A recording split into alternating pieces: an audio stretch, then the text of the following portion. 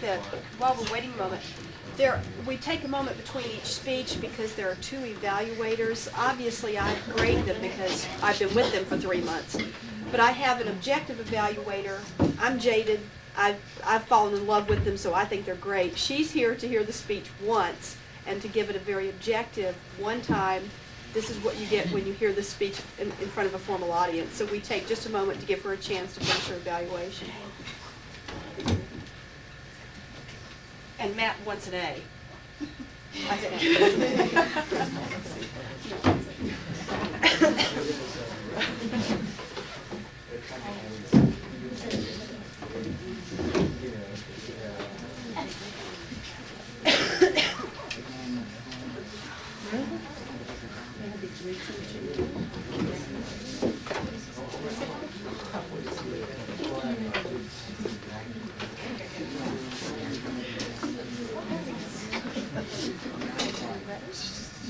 Okay, this is Matthew Park. To own a gun or not to own a gun? That is the question. Whether it is nobler in the world to, can I start over? Yes, you may.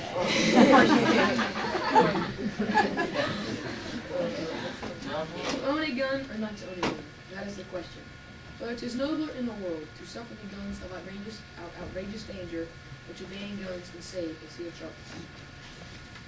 In the past few years, there has been much public debate concerning the appropriateness of current gun laws. The extremists in favor of stricter laws would like to ban the private ownership of handguns and assault-type weapons, while the other extreme would eliminate all or most all ownership and carrying of concealed weapons. The more moderate groups that want stricter laws would prevent the possession or use of handguns except possibly for sporting or organized shooting events. They would tightly regulate the carrying of concealed weapons to the point that it would be practically impossible to do so. This already is the case in New York and Washington, D.C. They would also demand that all guns be registered in a national databank. They also advocate long waiting periods and very strict background checks be made before guns could be purchased. Some of the arguments they use are as follows. 1. Currently, many criminals are able to obtain handguns very easily from legal and illegal sources. They are sometimes stolen. Others are obtained using a falsified ID. Some are obtained in states with less strict purchase laws and shipped to states with very tight gun control laws. If gun laws were more uniform from state to state, or there were more federal laws, then purchasing, obtaining guns in less restrictive states would be reduced or eliminated. Number 2, if guns were less available to all citizens, then there would be fewer guns available for criminals to possess. 3, there are too many gun-related accidents. If guns were not available, there would be fewer such accidents. Number 4, if there were fewer guns available, then there would be fewer gun accidents. Fewer gun-related crimes in our country would be a safer place for all of us.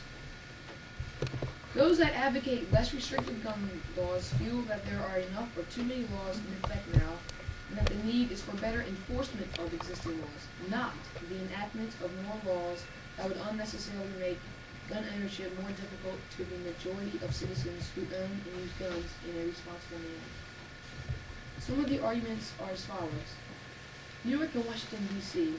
has some of the strictest gun laws in the country, and yes, have historically had very high violent crime rates. In their cities, it is very difficult to own a handgun legally, and this leaves law-abiding citizens helpless to protect themselves from becoming victims of violent crimes, break-ins, robberies, and assaults. If criminals realize that few homeowners own guns, they feel freer to commit break-ins, as they do not have to fear the possibility of being greeted by an armed civic resident. 2. Before Virginia enacted one of its handgun per month limit on handgun purchases, there were already state purchases requiring that records be kept on multiple gun purchases. Their laws could have been used to more closely monitor these purchases, which often were made in order to ship them to states with more restrictive gun laws. Instead, Virginia made it illegal to purchase more than one handgun for 30 days. Thus, the legitimate gun purchaser cannot purchase more than one gun each 30 days, even if these purchases are not done for illegal purposes and are entirely for legitimate purposes. 3. Police and other law enforcement authorities cannot protect all citizens at all times. For that reason, armed citizens can be in a position to protect themselves and their families if they are allowed to own and carry handguns for legitimate purposes. A few years ago, a crazed gunman shot and killed many people in a cafeteria in Texas. One of the customers owned a handgun, but the law prohibited her from carrying it. If she had had it with her, she might have been able to protect some of the victims, including at least one of her parents, who was shot and killed by the gunman. Number 4. There are many existing laws in effect that would more severely punish violent criminals, but they are not uniformly enforced. Many criminals never go to prison or are released to continue their careers of crime. Better enforcement of existing laws will reduce the incidence of violent crimes, including those that involve firearms. 5. Until very recently, in Virginia, judges in each city or county granted concealed weapons permits, and it was done very unevenly, so that in some places like Virginia Beach, it was almost impossible to obtain a permit. However, in other places, they were more readily granted. Recently, Virginia, as well as other states, changed the concealed weapon laws to make the laws fair and make it easier to carry a concealed weapon. Our founding fathers, in their wisdom, wanted to make sure that it would be possible for all law-abiding citizens to be able to own and bear arms. Some of their statements concerning gun ownership are as follows.